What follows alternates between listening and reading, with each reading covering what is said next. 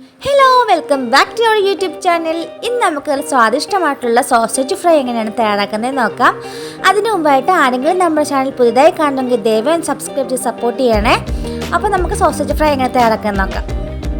ആദ്യമേ നമ്മൾ സോസേജ് നന്നായിട്ട് കഴുകി വൃത്തിയാക്കി ഇതുപോലെ റൗണ്ട് ഷേപ്പിൽ അരിഞ്ഞെടുത്തിട്ടുണ്ട്. ഇനി നമുക്ക് പൊടികൾ ഓരോന്നായിട്ട് ചേർക്കാം.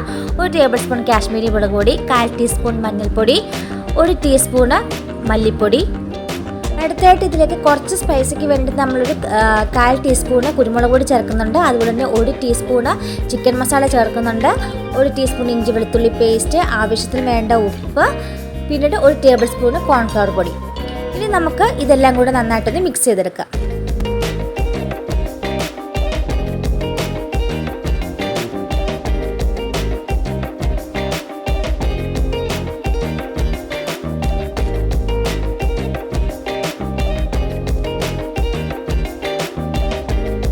ഇപ്പോൾ സോസേജിലെല്ലാം നന്നായിട്ട് നമ്മൾ മസാല പുരട്ടി എടുത്തിട്ടുണ്ട്. ഇനി മസാലയൊക്കെ ഒന്ന് ഉള്ളിലേക്ക് പിടിക്കാൻ വേണ്ടി കുറച്ച് നേരത്തേക്ക് നമ്മൾ റെസ്റ്റ് ചെയ്യാൻ വെക്കാം. അടുത്തായിട്ട് നമുക്കൊരു പാനിലേക്ക് എണ്ണ ഒഴിച്ചു കൊടുക്കാം. നേരത്തെ നമ്മൾ റെസ്റ്റ് ചെയ്യാൻ വെച്ചിരുന്ന സോസേജ് റെഡി ആയിട്ടുണ്ട്. നന്നായിട്ട് മസാലയൊക്കെ പിടിച്ചിട്ടുണ്ട്. ഇനി നമ്മൾ എണ്ണ ചൂടായി വന്നിട്ടുണ്ട്. നമുക്കിനി ഈ എണ്ണയിലേക്ക് ഇട്ട് സോസേജ് ഒന്ന് ഫ്രൈ ചെയ്തെടുക്കാം.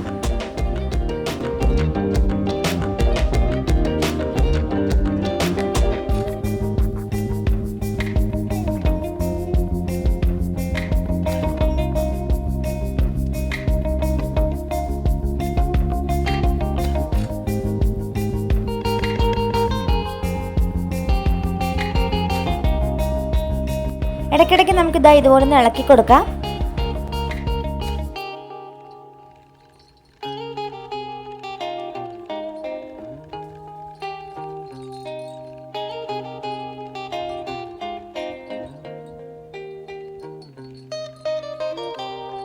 ഇപ്പോൾ സോസേജൊക്കെ ഇപ്പോൾ നന്നായിട്ട് ഫ്രൈ ആയി വന്നിട്ടുണ്ട്. ഞാൻ ഫൈനലായിട്ട് ഇതിലേക്ക് കുറച്ച് കറിവേപ്പിലയും കൂടി ചേർത്ത് കൊടുക്കുന്നുണ്ട്. ആ കറിവേപ്പിലൊക്കെ ഒരു ഫ്ലേവർ ഉണ്ടല്ലോ, അതൊക്കെ ഒന്ന് കിട്ടാൻ വേണ്ടി കുറച്ച് കറിവേപ്പിലയും കൂടി ചേർത്ത് കൊടുക്കുന്നുണ്ട്.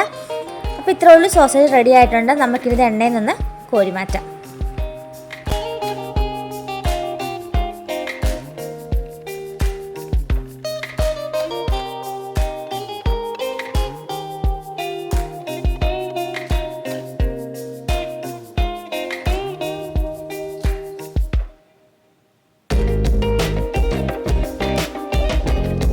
ഇനി ബാക്കിയുള്ളതും കൂടെ നമുക്കൊന്ന് ഫ്രൈ ചെയ്തെടുക്കാം.